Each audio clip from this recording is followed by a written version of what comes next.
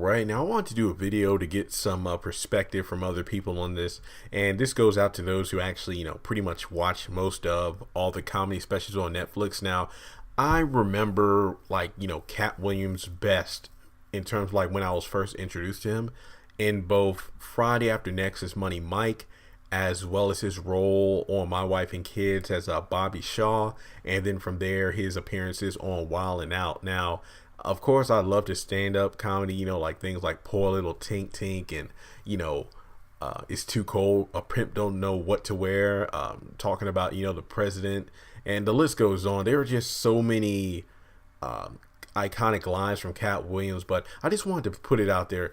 I watched his Netflix special. I actually remember it coming out sometime last month, and I think I was at home for about a week, trapped in the snow before I got back to my apartment in a different city. And I thought to myself, oh, wow, I forgot the Katt Williams special came out like last Wednesday or Tuesday. So I think it was like 5 days after the special was released was when I actually had a chance to sit down and watch it. So I sat down excited because, I felt like Katt Williams went through like his Britney Spears phase where it was just a lot of crazy stuff that went down from where he was hot. And then he just transitioned because his life spiraled out of control. And I thought, okay, this is going to be that special that's going to, kickstart him back to the top, possibly beating out Kevin Hart in terms of comedy level. But I watched this special. I'm not going to lie. I didn't. And again, this is just my experience. My experience. I didn't even laugh until 25 minutes into the 60-minute special.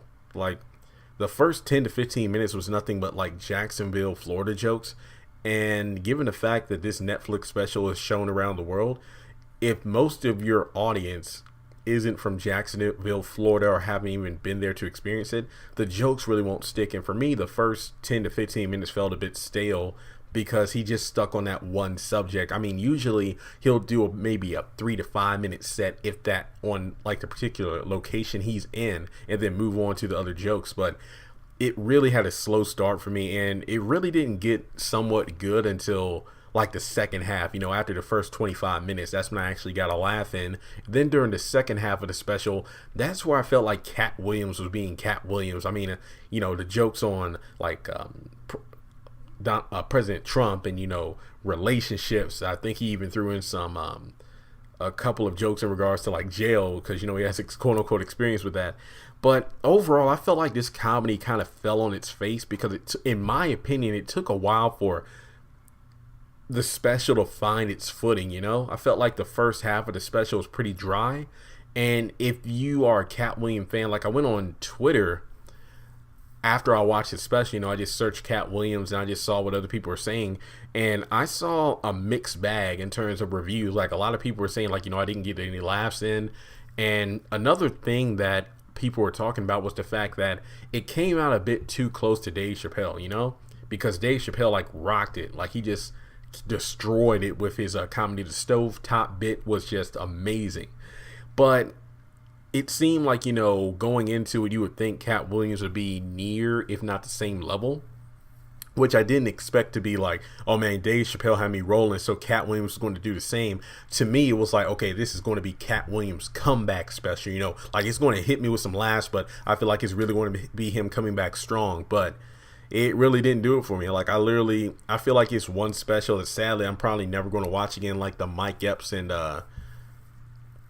Chris Tucker Netflix specials. I mean, for me, I would say this Katt Williams is probably near the bottom of the barrel in my opinion. I feel like Mike Epps, that special, was at the bottom. Chris Tucker was all right. It was okay. I was able to make it through that one. I mean, if anything, Chris Tucker should definitely do either a special or a show where he's just talking about Michael Jackson stories, because I feel like, number one, he was a close friend of Michael. His stories felt real, and you got to see a side of the King of Pop you never got to saw or see. So I really feel like that will definitely get a lot of views. But overall, this Katt Williams special really wasn't, in my opinion, wasn't good. So let me know your thoughts in the comment section below. Did you like this special? If you did, what were your favorite parts? And please subscribe if you haven't done so already, because again, as you can see from this channel, I cover pretty much a variety of different topics.